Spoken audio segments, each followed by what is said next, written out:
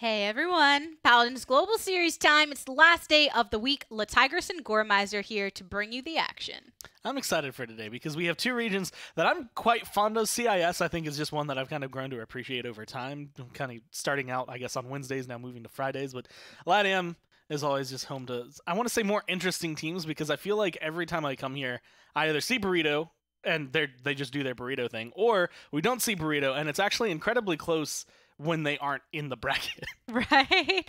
So from what I understand, they are actually competing today. So we'll get to see that later. But everyone is working towards DreamHack, where we are partnering for HRX November 16th through 18th. Buy your tickets on highresexpo.com. So all the players at Qualify will be there. We'll have everything just going around this DreamHack related, but plenty of high-res content.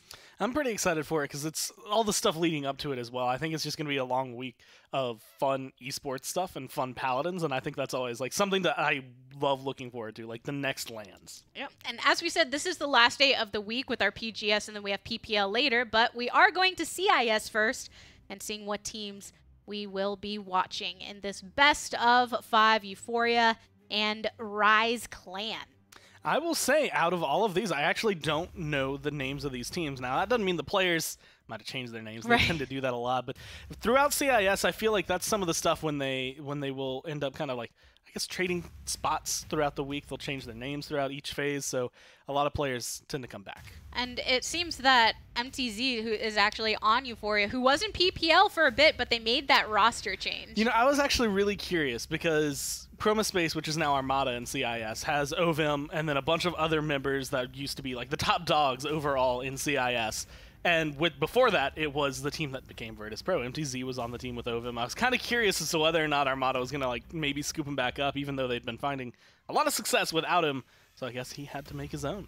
He had to go somewhere, right, to keep competing in the Paladin scene. Let's see. The first place we're going is Serpent Beach.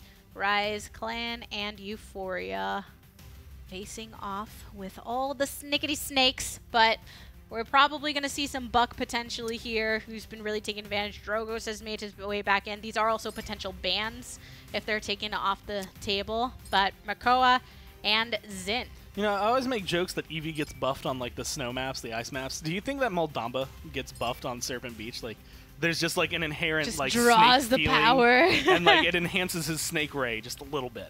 Also, the way we've talked before about how certain colors like cameras just change, and this makes it look like I really coordinated with Serpent Beach and Paladins, but it's actually so purple. It just throws me off so much. I'm so blue right now. I'm so blue. So blue. Yeah. I just wanted to really channel this map, guys, but Cassie, Terminus locked in for Euphoria, and Strix actually early prioritization, probably because the Canessa was banned away. They're worried if they didn't take it, Euphoria was attempting to go in that direction. It's such a weird spot to have to first pick Strix, though, right? Where it's just like, all right, so you know we have a Strix. Have fun with that. You can go ahead and pick up. You get Cassie, you get Terminus, which I think are really strong on this map.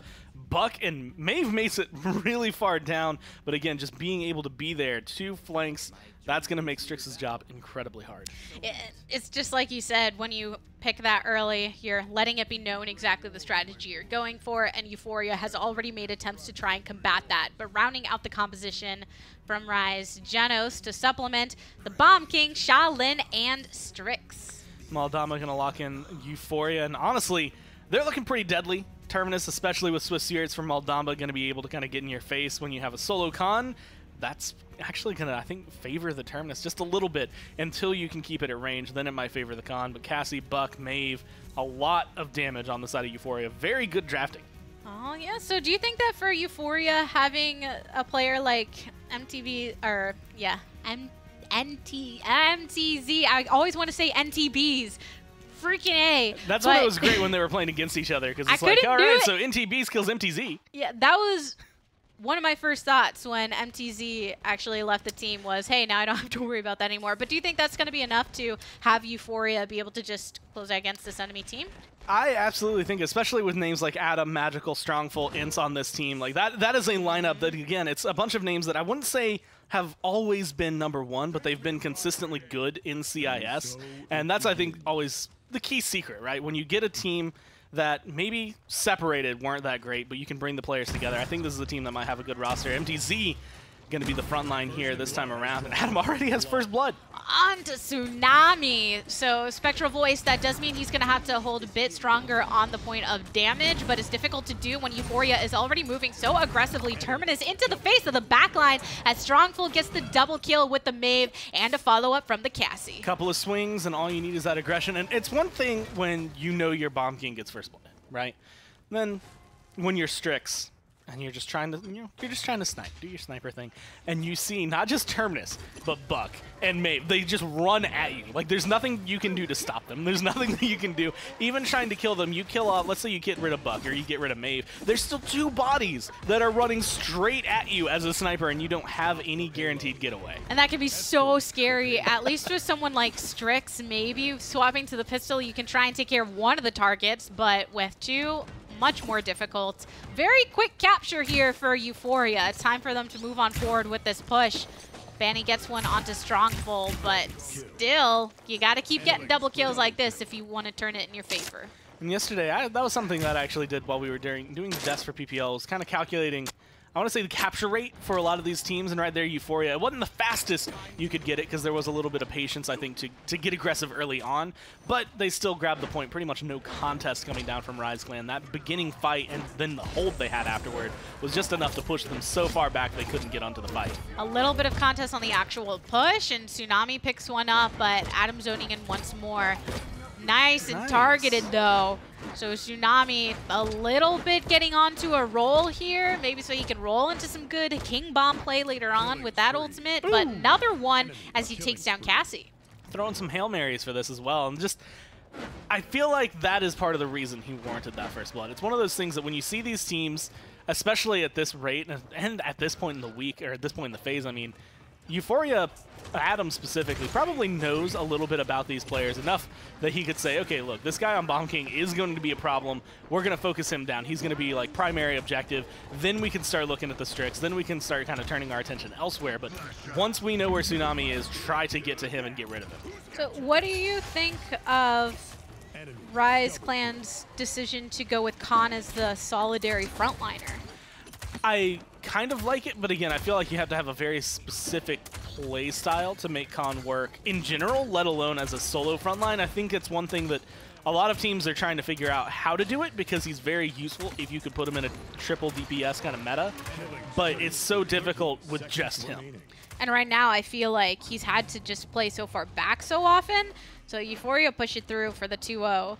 And that's a problem where Rise Clan just haven't been able to pressure the objective too much. Occasionally after getting double kills or something, sure, they delayed the push, but early on, Strongful was going off on this Maeve. You had, with 404, actually picking up some kills on this Cassie. Adam as well applying this, so Rise Clan, so difficult for them to break through this damage selection. Strongful running a different loadout for Maeve here than what we're normally seeing. Normally you have kind of 6th Sense on there at level 5, and then I think it's Presence up there as well to kind of keep it level 5. A lot of damage reduction in that loadout. But on Edge here is going to be level 5, reducing the cooldown to 9 lives. He's looking just to continually pounce with the Street Justice. Like, he just wants to hit as hard as he can, as often as he can. Pounce and pounce on pounce. It worked out in the first round. We'll see if it works out again here. Already starting to target this Khan. Can only block from one direction. So he's actually making it to safety in the time being, but that shield eventually comes down.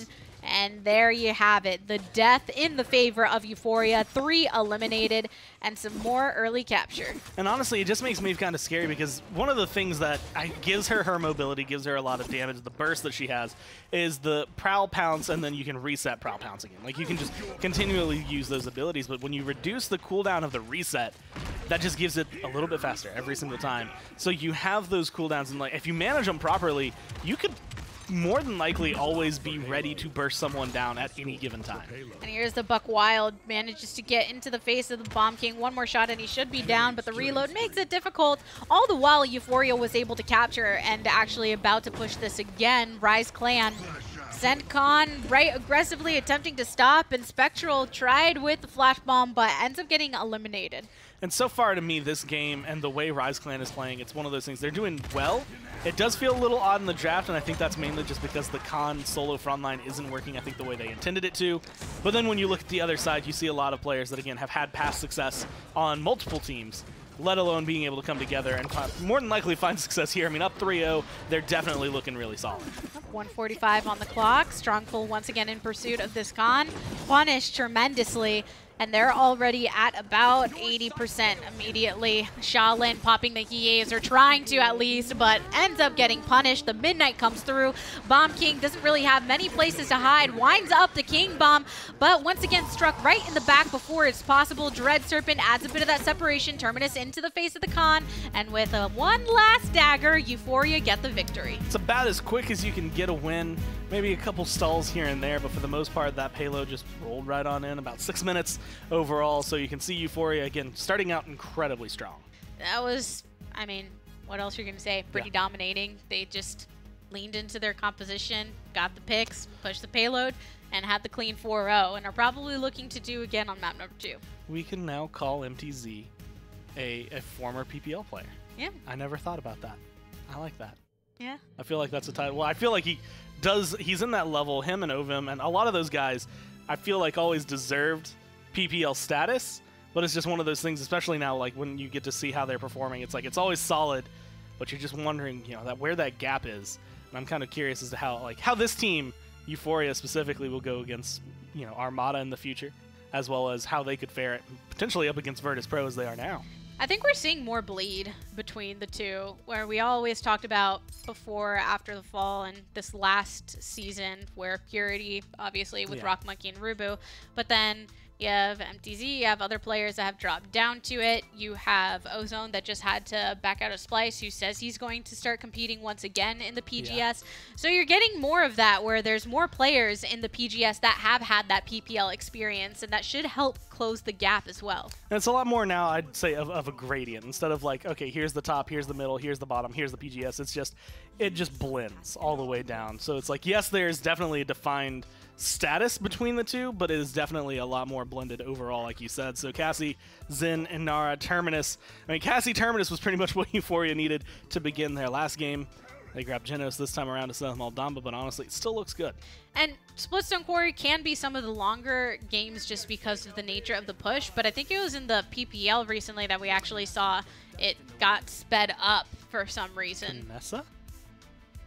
They banned the Strix, so I'm kind of curious as to whether or not they're wanting a sniper. They might be. Might be their last pick here. As they do go with Genos and Pip, and Terminus could be just the solo front line. And he is going to be, but they decide to go with the Buck. I'm okay with this lineup. Again, it's one of those things a lot of teams right now are feeling a little bit more awkward overall, I think, with Kinessa and Strix's changes. Specifically with the scope being increased, it's kind of, you have to get used to it. It's just one of those things. You have to adjust it. It's going to be different than what you're used to playing. So they haven't quite brought it out as often, I want to say, in competitive play. And then you see some players like Mary Jane, who is from this region, who has pulled that out during the PPL, who still looks really good with it. So I'm assuming that the rest of CIS is still trying to catch up onto that. You might kind of see that flexibility as far as the path the snipers take. Oh, they're being played a lot on certain maps. Now they step back as everyone takes a chance to get used to it. And then in a few weeks or maybe during Fall Split or something, oh yeah, snipers are back even though there's not really a change to them. It's just people got to actually play around with them again. Spectral Voice. I want to say it's a big hop to go from Strix to a Nara. And vice versa from Khan to the Zin for MLAD there. So a lot of changes on the side. On the right-hand side, honestly, with the way things are going. Benny is going to be playing the Shaolin, who I think is going to be big. Tsunami looked fantastic on the Bomb King during the last side. So Rise Clan has, I want to say, a lot of opportunities here, but with the way the fights were going, it just feels like Euphoria have their number. Tsunami was doing great on the Bomb King, but it wasn't enough for them to have any kind of pressure on them. Zin actually gets first blood. Very different story for Rise Clan compared to last time, where Buck just slaughtered one of their players pretty immediately, and actually getting to step onto the objective, 12% to 18. Tsunami goes in there, and I think that was a good call to go in and fight. I just feel like you didn't exactly expect Buck to be in there. The person that you didn't want to end up going against in the close quarters, the guy with the shotgun, was waiting for you, and now it's in a good position. Nice shots from the top line, but unfortunately Cassie has Shaolin's number, so she gets rid of him immediately afterward, and that 15% starting to look mighty small. Banny had gotten a couple good successions of kills during game number 1 on the Shaolin, and right there we saw some nice shots as well.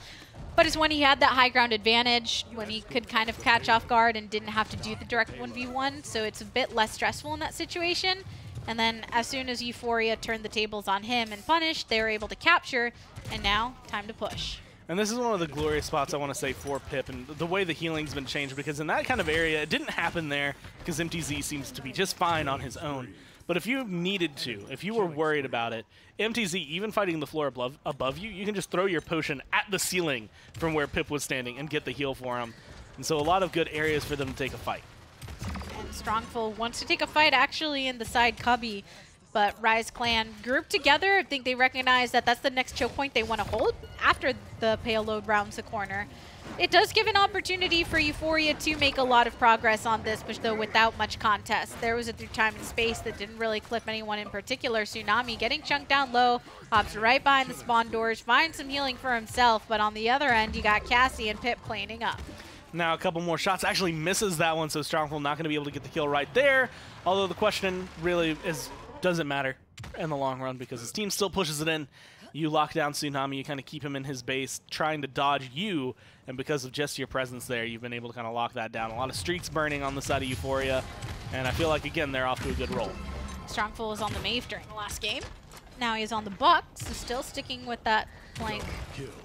Nice double kill. But also, with Rise Clan there in the end, where we noted they started to use that last choke point as the next place they're going to hold, right? And that does put pressure to hold extensively, since that's really close to the actual end of the push. But then because a couple of them got killed, then it didn't even matter. They took care of Tsunami. They took care of some of the healing and such. So then, oh, you just spent all this time trying to wait for the fight to happen, but Euphoria managed to pick a couple of you off before the fight could really even begin. Heat Haze going to get popped. And you can see Strongful kind of just taking a predictive shot, not going to be able to connect too much, but does fall back when he realizes that he's going to be the main target. And now that Heat Haze is gone, that's when the aggression comes through. Adam picks up Spectral, Inns picks up Banny, and now Euphoria's again starting off their slaughter. Boy, oh boy, 3 down, make that 4 on Rise Clan. Maldamba, he's all in his lonesome as well. Team wipe. And Euphoria should be able to capture. I don't see any world where Rise Clan is going to make it back in time without either finding a death on their hands or just some kind of contest. If they had an ult that could wipe 3 members of the other side, that would have given them maybe some time to go through. And of course, it does depend on the members as well, because Euphoria immediately choke up 3 of them, going to be right outside the doors, making sure to dismount you, control you, stop you from moving forward. Now they all have streaks burning. They are holding on to this with not necessarily an iron grip, but they're not really letting go either. And look how much they're forcing Rise Clan back. That means they just have to send somebody onto the payload to keep it pushing. Right now, no one's doing that just yet, so somebody's got to make it back there, I hope. But Rise Clan, they've already lost a couple. Strongful getting double kill for himself, and now they focus on the objective. Good amounts of damage, good amounts of control. Payload not moving right now. But again, everyone kind of locked away. I think that was just not even miscommunication. Euphoria just not sure who's going to be standing on it. Yeah. While everyone else needs to kind of move around. You want to get some healing here, healing there. So depending on who they set there, through time and space actually going to be able to clip Tsunami, and that's going to be a good way to keep this payload moving. Yeah, imagine before, because the fight was happening so far from the payload, they would rather take the time to ensure they could win the fight outright by having everybody, and then they rotated back towards the objective. Now, that gap between payload and fight is a bit more small, so Strongful getting 2 kills. And they can do all this without having to worry about the payload not being escorted. That's the case. Tsunami, again, last one standing, but he's right inside his spawn. Because what can you really do from that far away? Euphoria even going right through these ultimates on the size of Rise Clan. Another shot, and this should be victory. And just a beautiful evil mojo at the tail end there as well. You see Rise Clan honestly in this position to hold on to that payload, maybe just a little bit of time. And then immediately it's like, all right, well, the 2 of you that were here, one's Zanara, now you're chickens, a couple of shotgun blasts as well as a couple of potion blasts, and you're gone. Yep. So that was game number 2. Euphoria, I don't see anything really stopping them at this point. Yeah, this is partially going to be momentum coming into this. I mean, maybe if you choose the right map, you can make it last a little bit longer. But the thing is now you're trying to pull them out of their comfort zone. And it feels like this team might not have no comfort zone, or at least in this matchup, they're definitely just going for, again, mechanics of the players is really kind of what comes into mind for this set right now. Yeah, and even with some of the picks on the opposite side, you saw the Bomb King that was picked twice, and yeah, a little bit of work in game number 1, and game number 2, he just kept getting wiped off, and Jaguar Falls is probably his most comfortable map, so maybe it would be the saving grace for Rise Clan. I think there's a lot that could come through here for Rise Clan to be able to give them an advantage, but the problem is that I've mainly been seeing Euphoria focus on Terminus. In the last map, well, now he's going to be banned. I was going to say this is going to be a great map for him as well, but they recognize that he's been an issue, at least in the front line, so they're going to kind of force MTZ at least into something less comfortable. And I think, though, he's probably got some other things in his arsenal where he's not too worried. Maybe bring out, well, Makoa's up. Yeah, grab Makoa. Do it. Do it. Hey, there you go. And now you're happy. I was looking now down at the bottom. I was like, that's, oh. I guess, you know, Drogo's, or not Drogo's, Terminus, but better. Yeah. Because he has range. Yeah, I was like, what front lines do they have the option for? Well, the turtle is up, so I don't see why you don't take that, especially because DZ with that experience, you want to get him onto something that can be really oppressive to the enemy. Cassie, Genos, and Shaolin for Rise, so it looks like they're going to be focusing on that damage output to suppress Euphoria, but with Xin and Drogos and Malzamba to make sure that especially Makoa is just getting that healing on the objective. That's going to be a difficult line to break through. And I really like the way that they've approached it, just because when you look at the way they've drafted, they have 2 DPS, a healer, and a frontline. So you can go, okay, well, if we need to go double frontline based on what they pick for their last couple picks, we can flex around, and that's going to be what they do. Or if they had wanted another DPS, they could have. But Barrick, I think, fits that fine line where it's just like he's going to output a good chunk of damage, but he's still a frontline. He still can shield himself. He can still keep himself going, and with that rocket boots, just dash out of danger. There's a lot of places you can put some really cool turrets to just kind of catch out anybody that attempts to flank you, really. So this is game number 3. Euphoria up 2-0, 1 game away from securing the victory. Though, of course, in week number 3, anyone who makes it to the semifinals does qualify to the finals of the phase, which will be next week, where we determine which PGS teams will be joining us for the Summer LAN. And this is going to be big, mainly because of seeding.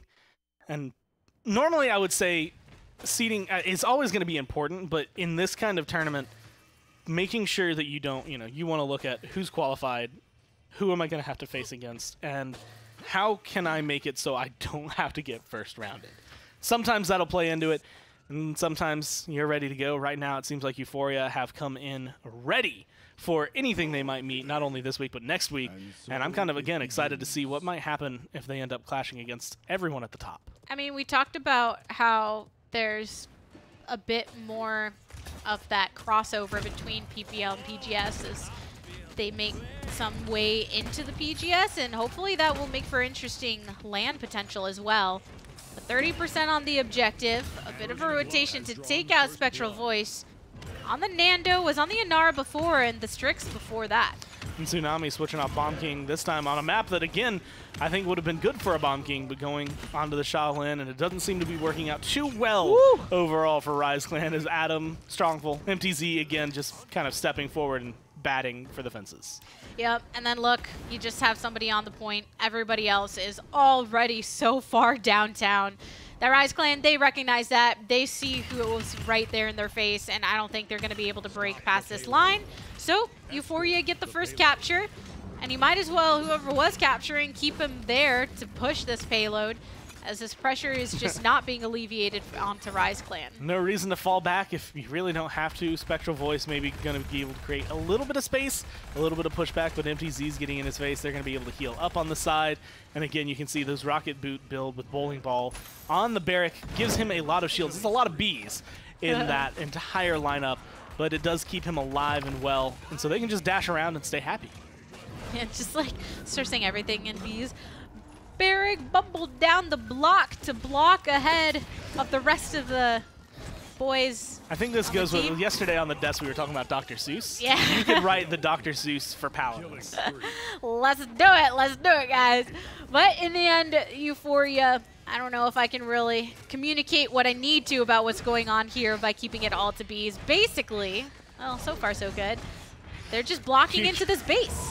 And everything that they're doing is pretty much spot on for what you would want in this kind of scenario. Normally, that'd be maybe a point for an Immortal, but Spectral Voice, they haven't been able to charge ults on the side of Rise Clan, save for Heat Haze and Scout as of right now. Soon enough, though, you will have, I mean, you have Dome Shield, you have Dragon Punch, you've already seen a Spite and a Dread Serpent, and that Agent Rage is ever lurking from MTZ 3, 1, and 2.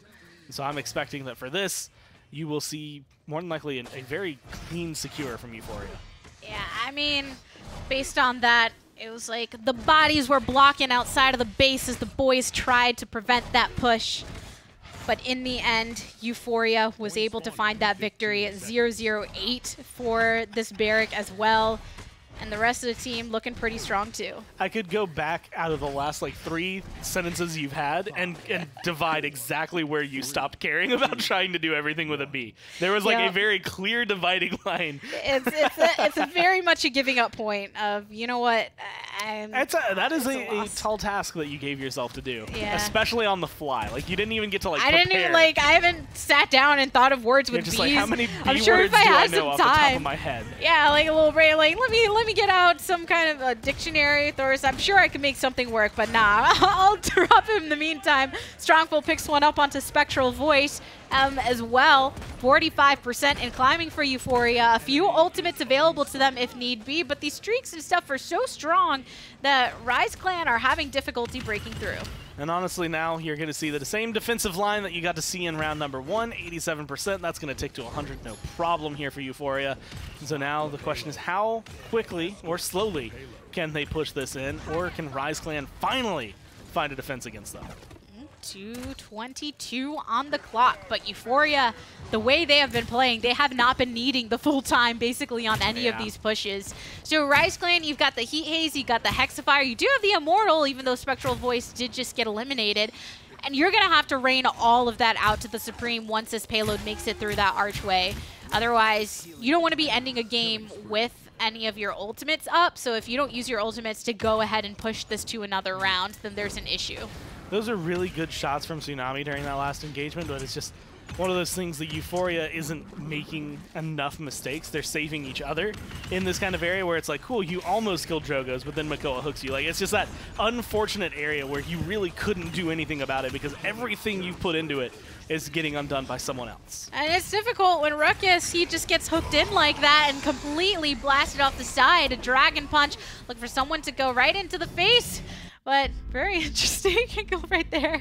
Payload makes it through. Drogoz did it like a little bit, like he was like stairmastering up the air for a little bit, and then he was like, oh wait, gravity, by the way. It was just a funny where you saw the payload almost looked like he was like trying to like push the payload back, even though it's like, that's your team, but okay. No. What if that worked? What if there were certain ults that the only mechanic for the ult was to push the payload? Oh my gosh, that would be so weird. You just slam into it. Yeah, just like Ash's shoulder bash actually just becomes like her new ultimate of push the payload back, or a giant entire team shoulder bash, like if you're on the capture and it's just anybody that's on the point pushing back, and that's caveat, it's even your own team members. What? None of that's actually happening, everybody. But what is happening is this updated bracket right now, as you saw the very swift 3-0 from Euphoria against Rise Clan. But then in addition to what is 2 for none?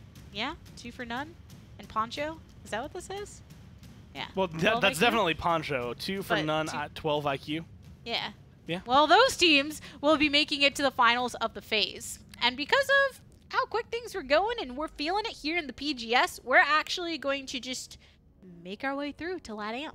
Now, I'm kind of excited to see again the transition. That was pretty dominating set, and I kind of expect the same coming out of this region, especially since Burrito has shown up. And it's in that area that the last few times I've seen them in week 3, they end up dropping like one game because they always come through and they have some switch-ups, I would say, in their roles where they're like, hey, you know what, Kata, you can play Terminus this game. Well, as we mentioned, Burrito is in this bracket, and they have made it to the finals, and their opponents are going to be Ascended Esports. And from what we learned, Burrito, yeah? Their name is sponsorless, and I love it. Oh, I wonder if that's a call out. Someone please sponsor us. I like it though. We always like the creative names here. But Burrito, we're getting to see here in week number 3. And as we mentioned, we were trying to figure out, is it strategy, whatever, you end up getting lower seed. But it's really just a schedule thing, it actually seems. And when you're that confident in your play against the rest of the region, especially in week 3 when the top 4 teams make it on, then you can feel okay waiting for that last minute qualification to the finals of the phase.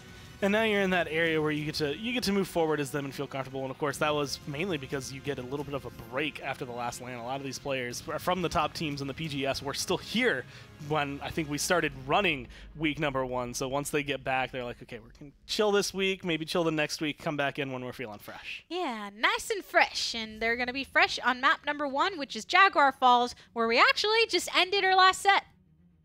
I'm kind of curious to see how they're going to take this. Burrito actually ban out Frog Isle, Ascended to get rid of, Timber Mill, the map that we always end up seeing in every single set. But they just do not want to go there. And I kind of understand it, but again, I feel like some of those bans, and this is going to be like a little pet peeve, I feel like when you ban Timber Mill, it's kind of useless. Because how often do you go to Timber Mill? Even in a best of 5, how often do you actually get to go to Timber Mill nowadays? I guess if someone just hates it so much. You go to like Stone Keep, Frog Isle, Jag Falls, Bright Marsh, Frozen Guard, maybe Ice Mines, maybe you could pull out Split Snow, but like no one chooses those. Yeah, it's always Jaguar, Bright Marsh, Frog Isle, Stone Keep are the ones that rotate for the majority of the first 3 games of a set. So if you only end up going 3 games, then that's a lot of times what we see. And Burrito, that's usually what they do. We'll see if they do that as well today. Shaolin, Genos, Buck. I'm also curious to see, are they really honing in? They're going to work on some real deal strats, or are they going to have that switch up, sending Hecate on the Terminus and stuff? Well, I'm kind of excited to see what they've been able to pick up, because this is one of the things, during PWC this year, they made a phenomenal run. And then during the Masters LAN, they were not anywhere near as happy with their performance, ended up getting knocked out by Space Station, their friends from Brazil. And so now I feel like, they've got that hunger again where it's just like, all right, we can qualify again, but we need to be able to flex a lot more. We need to change up our strategy. And so I kind of want to know what they're going to be looking at. So far, it's going to be double flank and a Shaolin. Double Frank. Double Frank. Maybe they 2 have hot a couple dogs. Franks on their team. Yeah, you want the hot dog, right? I want the actual Frank You went name. I went food. I mean, it's burrito, right? Yeah. I got, man, it always makes me want a freaking burrito. There was a place, and I still don't know what the actual name of the salad was, but we knew the people very well when we went there. And my dad always ordered a chupacabra salad, which was not on the menu, whatever it was. And that's what he called it. And it was always interesting because it's the only Spanish dish I've seen with hot dogs in it. And they always cut them kind of like octopuses. Like octopuses? Octopi? How do you even cut a hot dog like that? You cut the hot dog in half, and then you'd like, at the bottom, I guess, of the flat part, you would like slice and then like do like a star at the bottom so that you could pull the meat out so it looked like an octopus.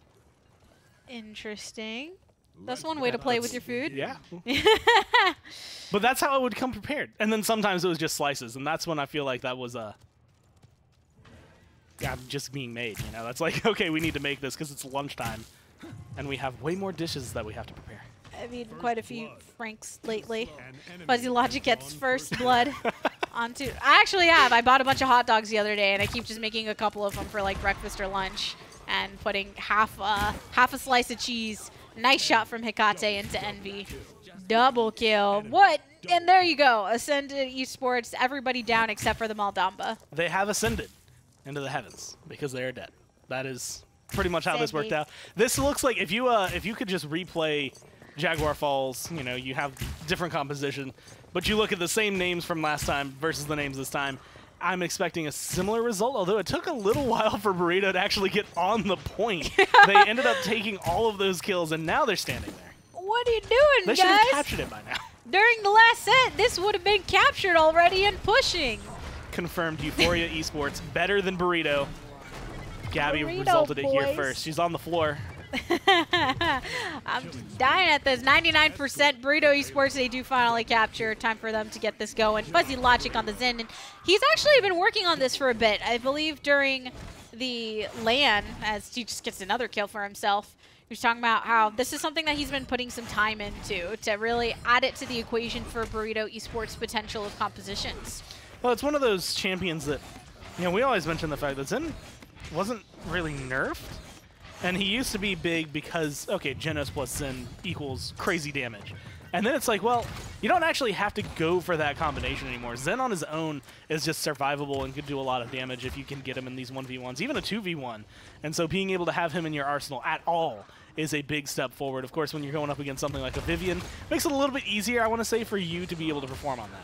And then also, interestingly enough, for Burrito, because they have two really strong frontline players that usually go for double frontline, but as you can see, Sadok's actually on the buck right now. So maybe putting some work into adding that flexibility. They've played a lot of different comps over time, obviously, but I think it's usually been their strongest when they have them both on frontliners. So I think taking this opportunity to try and diversify it a tad should help them out in the long run. I don't mind going on record as saying that I think the reason you see teams like Fnatic just dominate everybody is the flexibility. And I think that's something that every player really needs to achieve, is the fact that you could look at any 7 champions at any given time for Fnatic and grab 3 of them. Just 7 DPS champions.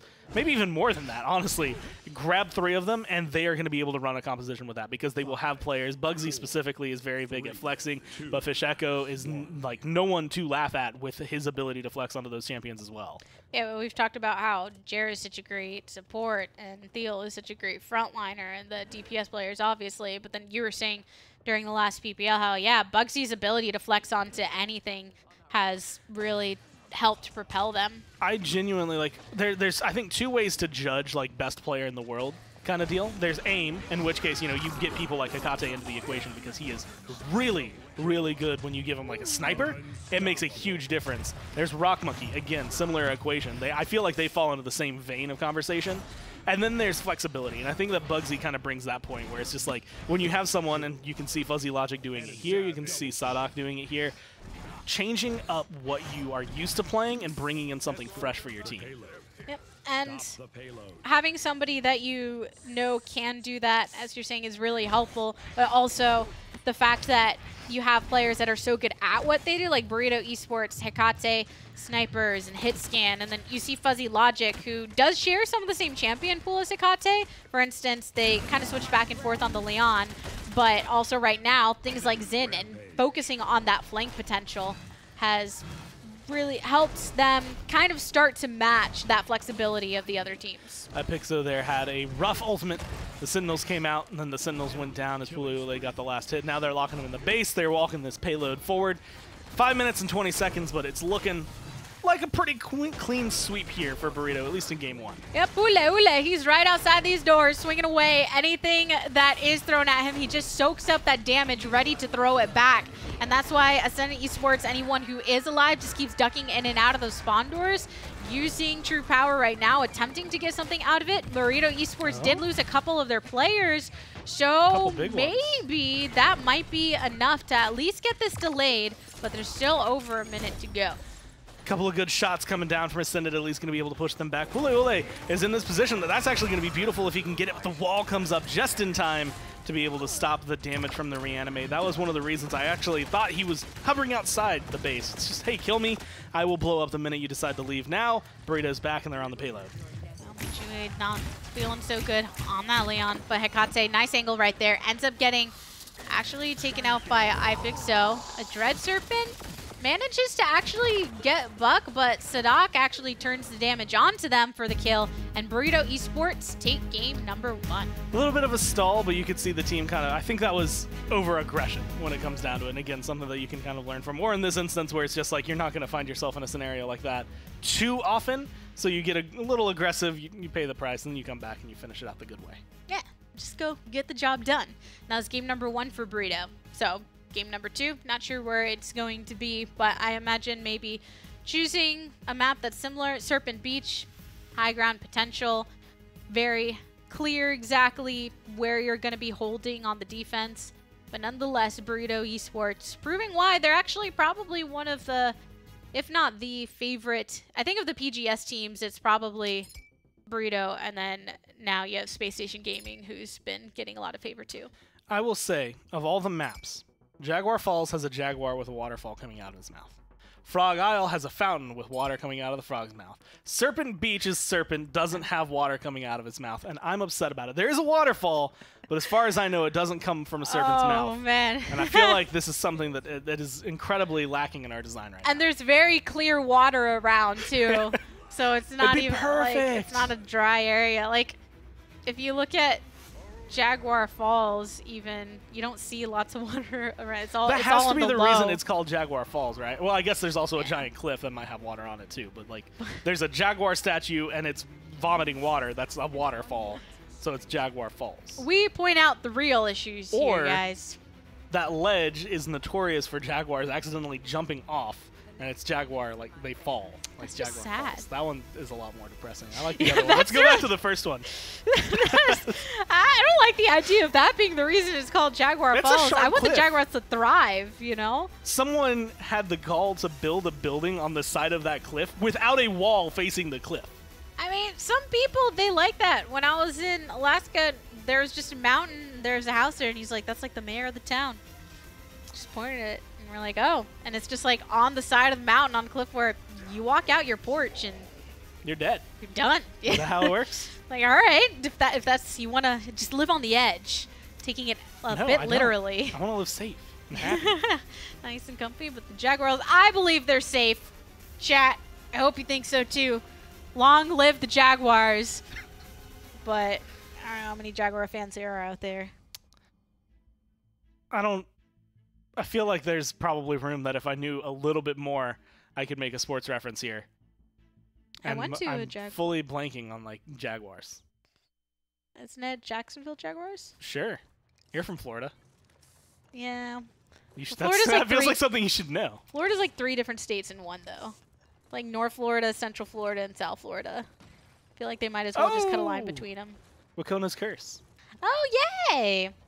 I like it. So this does offer damage potential from Maldamba, for those that don't know. See, for me, this is that area. So instead of, well, I guess you still heal if you hit a teammate, but you now deal damage if you hit a non-teammate with your right click as Maldamba. So you have this ability where, honestly, I would say this is Ascended saying, what can we do to change a little bit and make Burrito uncomfortable? But right now, I feel like Burrito, so they just got themselves right on top of Ascended before they could even do anything. Oh my gosh. Hecate with the triple kill. Fuzzy Logic and Crimson picking up as well. That was just a ridiculous start. I feel like Ascended just didn't know where to go off the beginning. Ascended actually weren't informed that they were able to spawn before, so they're just getting their first spawn now, as Burrito have already moved in on the point. That is a rough fight. And it's one of those things, like, a lot of the times you, I think, expect the team to take it slow. It's going to be a slower peak, especially when you have a sniper on your side, when you have Zen on your side, Shaolin, like a lot of damage that you can dump into that open area. But the same thing kind of goes for the other side. You don't really expect someone to just straight up run at you. Not at all, and that's exactly what they did. You know what, we're just going to get in your face immediately. But Burrito, they take the first point. Time to go ahead and push. And already a streak going for Crimson right now. End up losing Puleule in the process. But it seems Burrito Esports, they really are trying this. I think they're taking this entire set to practice the single front line. Sadat being on the buck in both games, but still. I mean, just being able to get something. And Buck right now is big. I'm kind of curious as to whether or not he can pull something else out. But again, that's something that comes, I think, with comfort over time more than just, hey, force yourself to learn everything at once. As of right now, you're getting a pretty decent performance, and I think Buck is game-changing enough that as long as you have someone who can play him really well on your team, and I think now they would have 3 players who could play him really well on their team, you'll be happy. Well, that's the nice thing. You look at picks like the Leon, where I mentioned before, Hecate and Fuzzy Logic both like this pick. And if everybody has a few that they can all play, and then they're niche ones, like Sniper is always going to go to Hecate, then that means you won't run into those situations of, oh yeah, we want you to play the Sniper, but oh, we would really like to have Leon as well. Oh, we'll go to Fuzzy. It's just one of those awkward moments, or it used to be an awkward moment for them, because I personally always love seeing Hecate on snipers. And I feel bad that that's kind of fallen away from the meta, because that was one of my favorite things to watch. Just when you have a good sniper, and here at Pixo, I guess, doing his best impression, honestly, of it. Getting some good shots, but when you have a good sniper, it makes the biggest difference in your game. Yeah, and right there, that was very unfortunate. Pops the headhunter. Fuzzy Logic gets the triple kill. So some nice shots coming out of Kinessa previously, but they weren't able to clean up and didn't really get anything off with that ultimate. So now Burrito Esports, not only did they push through, but they took a very valuable resource. Everything's set up the way they would want. A couple of ults about to come up, or at least one ult about to come up for Ascended. Burrito just thriving. Going to be able to find two. One of those was with the dash as well.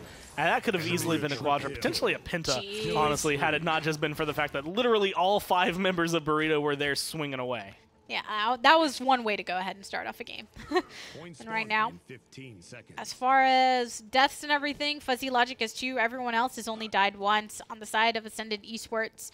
You also run into the problem of the fact that you haven't got a lot of kills, you haven't got any objective, you haven't pushed long enough to, as far as on the defense, to really keep this going, where your credits are just nowhere near what is on the opposite end. Yeah, you can see not only Burrito getting 300 per player for capturing that point, but then just all the kills they were able to pick up has really afforded them a healthy economy to just buy all the items that they would need, at least coming into this one. Sadak going to be the first one to die this time around, though. Pule goes down. This actually could be Ascended pushing back a little bit with comeback mechanic. That's a perfect opportunity. It was similar aggression, but a little more spread from Burrito Esports, and it feels like they got kind of punished for it, but Ascended now onto the objective, 31%, climbing up as well. And yeah, maybe with comeback mechanic, Burrito Esports will let this one slide, but I also see them just putting up a fight as they do send Pule back towards the point. And being able to come through, Chewy is in this awkward area where, man, once the billow goes down, you are stuck. And he's going to get taken down right there. Sadak, Fuzzy Logic, Crimson all back and firing on all cylinders. All of them, indeed. Every bullet in the gun, everything that they got in their arsenal just seems to be hitting so nicely. So that 46% by Ascended, that's great and all, but guess who just passed it? It's Burrito Esports looking to get their 3rd point of the game, and I think Ascended are just willing to give that up based on their current positioning. That's one of those, maybe Inara can touch down. She's going to get dismounted a long way away. That's going to be Crimson finding Pixo there with a snipe from through time and space. And that's going to be the unfortunate standings of being a sniper and people knowing where you're sitting. It looked like maybe Inara wanted to go, but then the rest of the team was just chill in place too. So either she was trying to go to the point or just set herself up for the defense. Either way, it didn't work out very well, because then on the side of Burrito, they just said, oh, well, we know where the team is. Now they're a little separated. Let's go clean them up. Looking to get just a little bit more pressure, I think, this time around than they did last time. A lot of push. Minute and 57 left, although I don't know if you need the full time of it. Looking for some good shots, but then just not able to find the peak. Going to find a little bit of a hit, but the disconnect, Burrito are still finding a lot of damage in return. It's so beautiful watching, because Hikate, the way that he's able to be so consistent landing these hits, but he doesn't take a lot of time to set it up either. And that's why it was very difficult for Kinessa to get the shots onto this Leon, despite knowing exactly where she was. To Sadak with a double kill. So Burrito take game number 2. But you notice the way that Hikate was moving, and Kinessa was just kind of like, okay, I know he's not going to move far from the rock, so let me just post up and then shoot as soon as he comes out. One, he went a little farther than that. He wasn't just doing the smallest of peaks, but as soon as he gets out and stops, he's able to get a shot and land it, as opposed to like, let me peek out here, and then maybe 0.3 seconds I have to actually set up, but sometimes that's enough time for you to be dead. And honestly, one of the things we were mentioning is the fact that he likes snipers, and being able to translate that. Leon, Cassie are very, I want to say, like casual pickups once you kind of get used to that. So being able to play Nessa, Strix, and then switch to pretty much, I want to say like 5, maybe 3 other champions like consistently in competitive play that I think I've seen Hikate go for. It's been solid. Map number 3. Let's find out where that is. No Jaguars, no Serpents, but a whole lot of ice on Frozen Guard. This is a map, and again, when you're coming down to it, this feels like Ascended looking at where can we go that gives us maybe an advantage and can slow them down a little bit. This is a longer push overall, so maybe this is the idea really is similar to what Ice Mines used to be. Let's stop them. Let's make it easier for us to defend. Let's try to kind of keep this closer so we give ourselves more opportunities to take a point, try to get wins.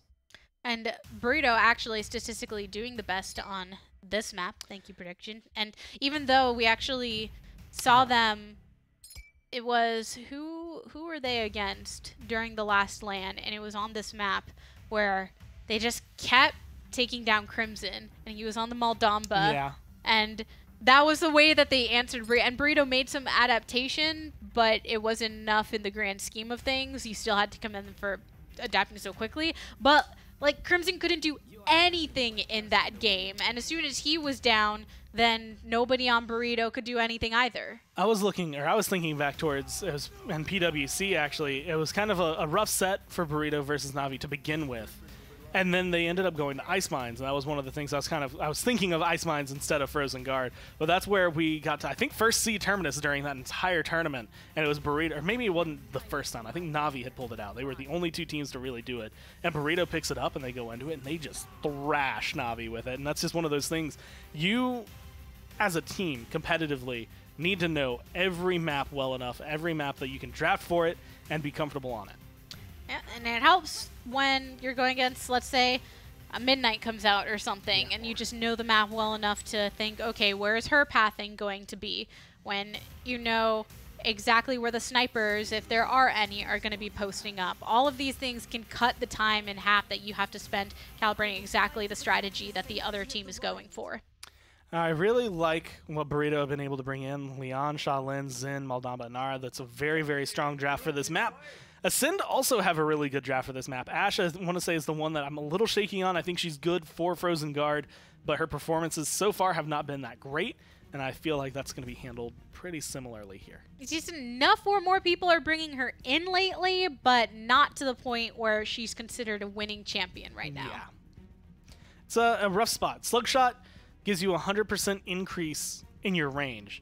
And so Slugshot, when you're on defense, or if you're aggressing, gives you a little bit of poke pretty much right at the base, or alternatively onto the payload as they come around that corner and you kind of open up your sight for them. Unfortunately, that's about all I want to say is like the biggest effect it has on this map. It's still not that big amount of damage. With Genos, you can get a little bit more boosted onto it, but there's just, I want to say, not as much that Ashe can offer that I wouldn't like out of another frontline. We got some Yomi for Sadak. So they really are pushing him into this flank role now off of the Buck onto the Xin. Sadak, new LATAM Bugsy, plays front lines and flanks whenever you need him to. And I'm kind of curious, I mean, you know, Khan has been panned out a lot. I'm wondering if Burrito have kind of worked that into their whole composition.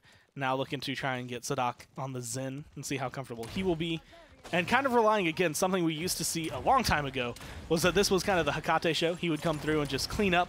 Fuzzy Logic has stepped up, and now the rest of the team has really matched that as well. Well, that's why I've always loved this team, because all of them have so much strength to them as players, that they bring their flavor. And I also love the fact, this is crazy right now, Hecate does get gripped up and punished for it by Envy, but the rest of the team managing to land these last hits as Burrito Esports is about to pass that 50%.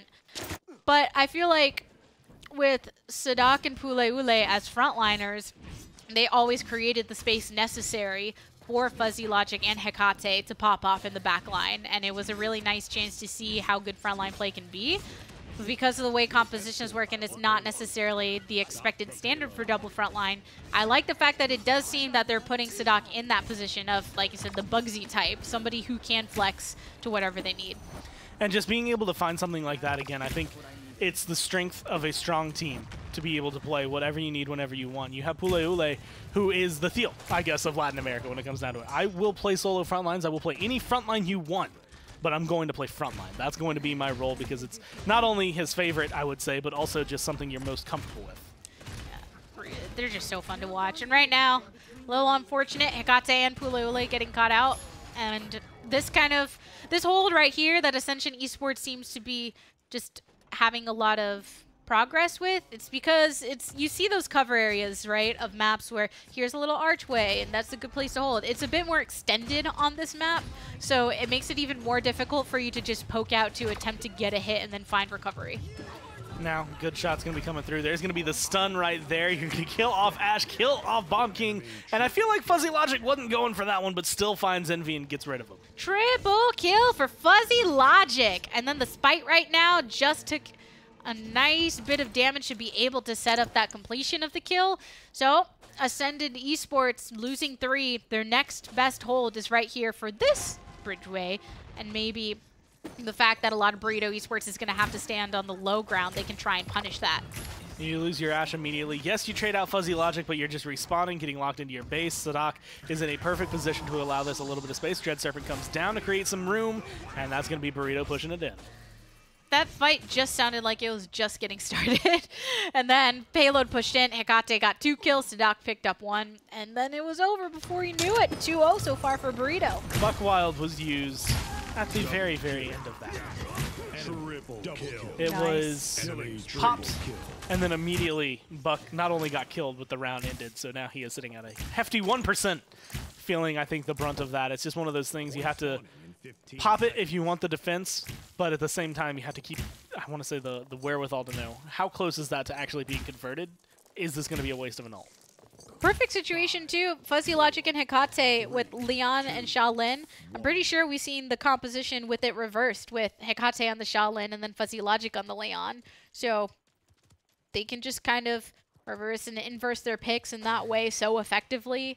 And I think the fact that don't always go to just the thing you want to play each time. Try and have a bit of this flip-flop so you can diversify. Heat Haze, get some shots into the Bomb King. Does get stunned out, though, for the time being. Eventually finds the last hit onto Firefox as Sadak finishes off Envy. And that's one of those lucky moments where you're stunned, but you're also invisible. So no one's looking at you, no one sees you. You're 1 hit away, and no one happens to see you. So that's going to be another full wipe from Burrito, being able to pick up 5 full clean kills. As now Ascended are locked into their base. Payload's going to be grabbed and starting to push one more time, potentially the last time. And Burrito, they don't show any reason for us to believe otherwise at this point. There's a through time and space right down the center. Doesn't actually pick anything up, though. Firefox, this is time to move forward and attempt to be aggressive. At the same time, there's so many people on the side of Burrito that are ready to rain some shots into him that he has to heavily rely on this healing from Genos to keep him in the fight. I really like the way angles, specifically on this map from Genos players, have kind of come into the equation of the ult through time and space to hit people in really awkward scenarios where it's like, I know you're in this corridor, and if I shoot it right here, there's no way you're going to be able to get out just in time. You're always going to get hit by this. And that's, I think, been the key. Unfortunately, not finding anything there, and Burrito finding pretty much everything. Just making even the good moments from Ascended look somewhat useless. Buck had gotten a great headshot into Xin and was having a decent 1v1, but then able to throw it away at the very end as Burrito Esports push it through. So that's going to be a set victory. There you go. 6 games total for today. Burrito only winning 3 of those. The other was Euphoria, and so I feel like both of these regions showcased, one, their strongest team. Euphoria, I'm still kind of on the fence about if they're the strongest, but they're definitely looking solid. Yeah, as far as that performance, it was great, but sometimes it can be difficult if you're wondering what the level of practice on the opposing team is and composition-wise and all of that. But Burrito Esports did take this set, a 3-0 in the finals. All the 4 teams from semifinals will be making it to the finals of the phase. Burrito Esports, Automata Rain, Ascended Esports, and Sponsorless. Kind of curious. I feel like Ignite Gaming and Quad Gaming were in that bracket, but they were not in the semifinals. So unfortunately, I feel like we won't be seeing them next week. And again, that's going to be, I think, the glory of an open bracket, as well as, I guess, the downside of the open bracket. A lot of teams that do come through a lot, if you don't make it there, then we might not get to see you in the finals every time. Yeah, remember, we are in Friday, everybody. We just finished our PGS broadcast for the week, but at 3 p.m. today, we'll have our last day of the Paladins Premier League with North America. So it's the Team Envy doubleheader that we actually have. I'm pretty excited for it. The first one's going to be G2 and Envy, and I think that one's going to be an incredibly close set, different from week number 1, because this time Rock Monkey's going to be in the equation. I wonder if that's going to swing it heavily in Envy's favor, or if this is going to be another 3-0, because G2's been looking dominant. It's really hard to say, but maybe you'll get to see these teams in person if they qualify to HRX November 16th through 18th, highresexpo.com. That's where you can buy them. So the Paladins World Championship can feature maybe even some of the players that you saw during this broadcast, as Burrito did actually make it pretty far during the last PWC. So far, I'm expecting a lot. And again, this was going to set people up for next week, which is going to be the phase finals. So we're going to have a lot of teams coming through and qualifying for LAN, which is always exciting. Well, thanks for joining us, everybody. Le Tigers and Gormizer here, and we'll be here once more later on today at 3 p.m. for the PPL. Until then, Stay cool, friends.